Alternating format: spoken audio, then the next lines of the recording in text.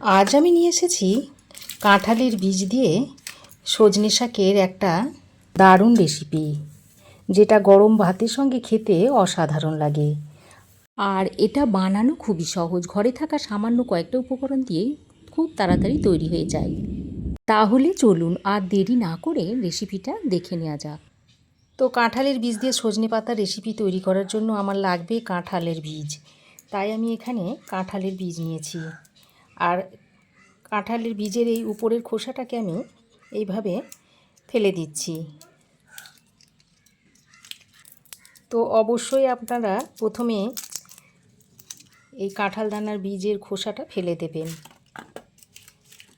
তো সব খোসাগুলোকে আমি একইভাবে ছাড়িয়ে নিচ্ছি। তবে এতগুলো কাঁঠালের বীজ আমি এই রান্নাতে দেব না। আমার যতগুলো দরকার হবে ততগুলো নিয়ে বাকিটা রেখে দেব। বাকিটা দিয়ে অন্য রেসিপি আবার তৈরি করব। দেখুন, এই কাঁঠালের দানাগুলো শুকিয়ে দেখুন বাদামের মতো ভেজেও খেতে খুব ভালো লাগে। এছাড়াও কাঁঠাল দানা দিয়ে আরও নানা রকমের রেসিপি তৈরি করা যায়। তো কাঁঠাল দানার ভর্তা, কাঁঠাল দানার তরকারি অনেক কিছুই খেয়েছেন। এইভাবে সজনের শাক দিয়ে কি কখনো খেয়েছেন? যদি খেয়ে না থাকেন তো অবশ্যই এই রেসিপিটা তৈরি করে দেখতে পারেন। আশা করছি ভালো লাগবে। আর এই কাঁঠালের দানাগুলোকে 2-3 দিন মতো রোদে দিয়ে নেবেন, তাহলে দেখবেন এই উপরের যে সাদা অংশটা এটা ফেটে যাবে আর বাদামের মতো খুব সুন্দরভাবে ছাড়ানো হয়ে যাবে। তো দেখুন, কাঁঠালের দানাগুলোকে আমি ছাড়িয়ে নিয়েছি। আর আজ আমি যে পরিমাণ শাক নেব সেই অনুযায়ী কাঁঠালের বীজটা আমি নিয়ে নিয়েছি। এবারে এই কাঁঠালের বীজগুলোকে কেটে নিতে হবে। এইভাবে একটু সরু সরু করে কেটে নিচ্ছি। একদম পাতলা পাতলা করে রিংয়ের মতো করে কেটে নিচ্ছি। এইভাবে যদি কেটে নিয়ে রান্নাটা করা হয় তাহলে রান্নাটা তাড়াতাড়ি হয়ে যায়। আর এটা কাঁঠালের বীজটা এইভাবে কেটে নিলে আর সেদ্ধ করার দরকারও হবে না, সরাসরি রান্না করে নিতে পারবেন। তবে আপনারা ইচ্ছা করলে অন্য শেপেও কেটে নিতে পারেন। আমি রান্নার সুবিধার জন্য এইভাবে কেটে নিচ্ছি। আমি ছুরি দিয়ে কেটে নিচ্ছি, আপনারা চাইলে বটিতেও কেটে নিতে পারেন। আপনাদের যাতে সুবিধা হবে তাতেই আপনারা কেটে নেবেন। তবে কাঁঠালের বীজগুলোকে খুব বেশি শুকাবেন না, খুব বেশি শুকালে আবার কাঁঠালের বীজগুলো শক্ত হয়ে যাবে, সেক্ষেত্রে রেসিপিটা ভালো হবে না। সজনের শাক দিয়ে এই রেসিপিটা এত ভালো হয় যে এক থালা ভাত এই দিয়ে খাওয়া হয়ে যায়, আর অন্য কিছু দরকার পড়ে না। তো দেখুন, সব কাঁঠালের বীজগুলোকে আমি কেটে নিয়েছি। এবারে এই কাঁঠালের বীজগুলোকে একটা বাটির মধ্যে তুলে নিচ্ছি। এবারে এই কাঁঠালের বীজগুলোকে 3-4 বার জল পাল্টে পাল্টে ধুয়ে নিতে হবে, কারণ কাঁঠালের বীজের মধ্যে খুব কষ থাকে। তো দেখুন, কাঁঠালের বীজগুলোকে 3-4 বার জল পাল্টে পাল্টে পরিষ্কার করে ধুয়ে নিয়েছি, আর এর থেকে কষটা বেরিয়ে গেছে। তারপর আমি জলটা ঝরিয়ে নিয়েছি। এখন আমি এর মধ্যে পরিমাণ মতো নুন আর একটু হলুদের গুঁড়ো দিয়ে দিচ্ছি।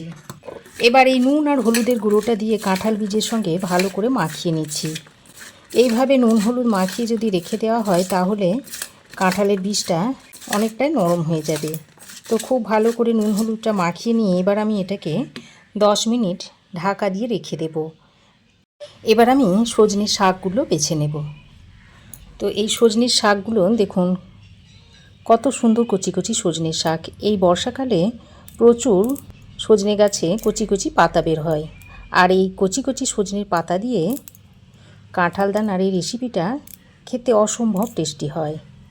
আর এতটাই টেস্টি হয় যে এই এক পদেই সব ভাত খাওয়া হয়ে যায়। তো এরকম পাতাগুলোকে ছিঁড়ে নিতে হবে, দিয়ে এই একটা পাত্রে রেখে দিচ্ছি। তো একইভাবে সব পাতাগুলোকে এইভাবে এই ডাল থেকে ছিঁড়ে নিতে হবে। সজনের শাক যে আমাদের শরীরের পক্ষে কতটা উপকারী তা বলে শেষ করা যাবে না। এই সজনে পাতা হাই ব্লাড প্রেশার নিয়ন্ত্রণে রাখে। এছাড়া গাঁটে ব্যথার উপশম দেয় এই সজনে পাতা। আর এইরকম একটু কচি কচি সজনে পাতা দিয়ে রেসিপিটা তৈরি করবেন, দেখবেন খেতে খুব সুন্দর হবে। এছাড়া আরও অনেক রকমের উপকার পাওয়া যায় এই সজনে পাতা থেকে। তো দেখুন সব সজনের ডাল থেকে সজনের পাতাগুলোকে টেনে আমি ছিঁড়ে নিয়েছি।